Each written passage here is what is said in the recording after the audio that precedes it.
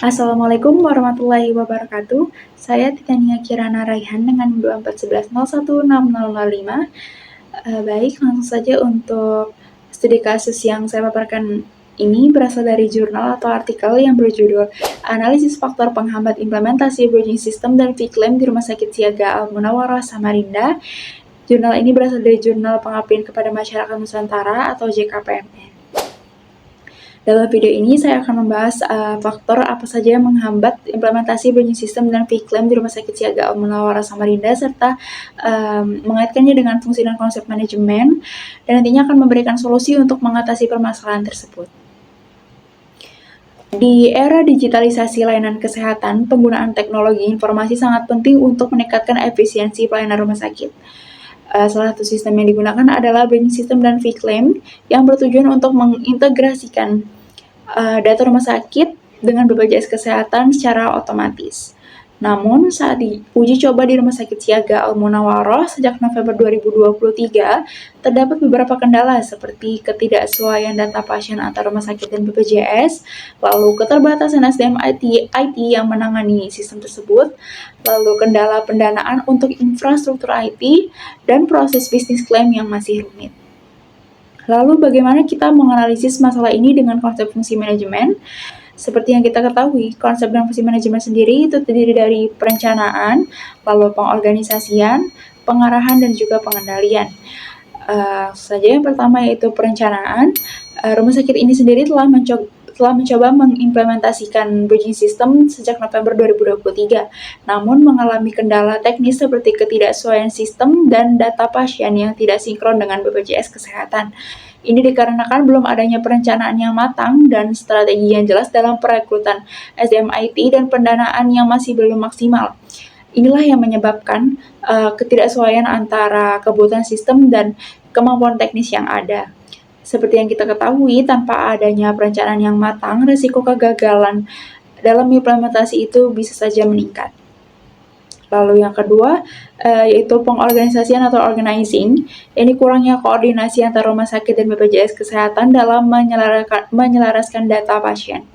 Ditambah struktur organisasi yang kurang mendukung pengelolaan IT karena keterbatasan tenaga ahli dan kurangnya kejelasan dalam prosedur kerja terkait klaim BPJS. Hal ini yang menghambat kelancaran proses implementasi yang menyebabkan komunikasi yang buruk dan keterlambatan dalam penyelesaian masalah.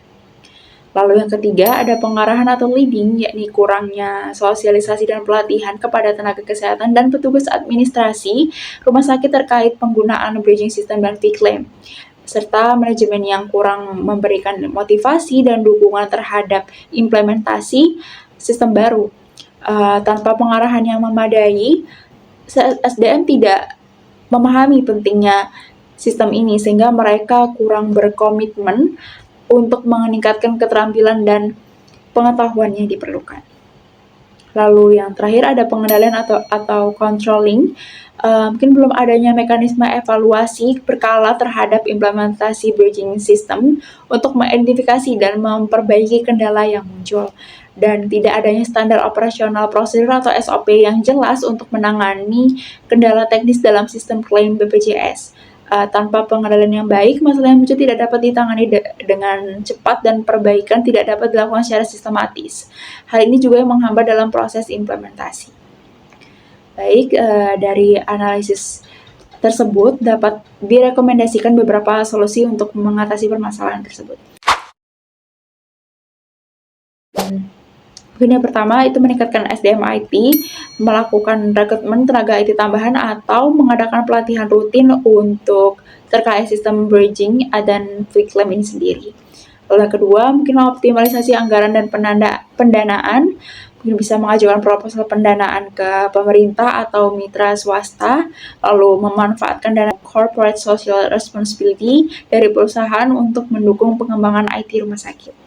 Lalu mungkin peningkatan infrastruktur IT, yakni mengupgrade perangkat keras atau hardware dan jaringan internet agar lebih stabil, lalu bekerja sama dengan vendor IT yang memiliki badan hukum untuk memastikan sistem ini berjalan dengan baik.